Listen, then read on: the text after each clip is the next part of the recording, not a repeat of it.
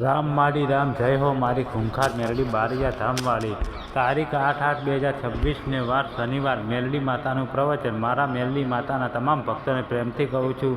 આજે એક વાત હૃદયમાં ઉતારી લેજો। ખરાબ સમય હોય ત્યારે માણસ તૂટે નહીં, કારણ કે મેરડી માનો હાથ ભક્તના માથા પર હોય ત્યારે મુશ્કેલીઓ મોટી હોઈ શકે, પણ માતાની કૃપા એથી પણ મોટી હોય છે।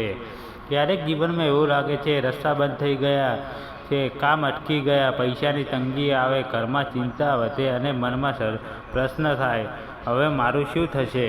ત્યારે એક જ વાત યાદ રાખજો, જ્યાં માણસની હિંમત પૂરી થાય છે ત્યાંથી જ મેરડી માતાની કૃપા શરૂ થાય છે। ભક્તો, માતા પાસે માત્ર માગવા જવાનું નથી, માતા પાસે વિશ્વાસ લઈને જવાનું છે। આજે શનિવારના દિવસે સાચા દિલથી મેરડી માતાનું સ્મરણ કરજો અને કહેજો, હે મેરડી માં, મારી મુશ્કેલી ભલે ગમે તેટલી મોટી હોય, પણ મારો વિશ્વાસ તારા કરતાં મોટો નથી।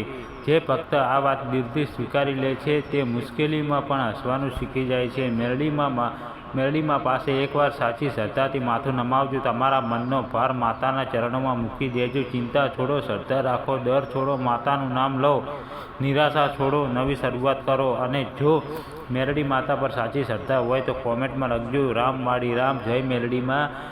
મેરડીમાં સૌ ભક્તોના જીવનમાં સુખ, શાંતિ અને હિંમત આપે એવી પ્રાર્થના। જય મેરડીમાં, જય ખૂંખાર મેરડીમાં, બારેજા ધામની મેરડીમાંની જય।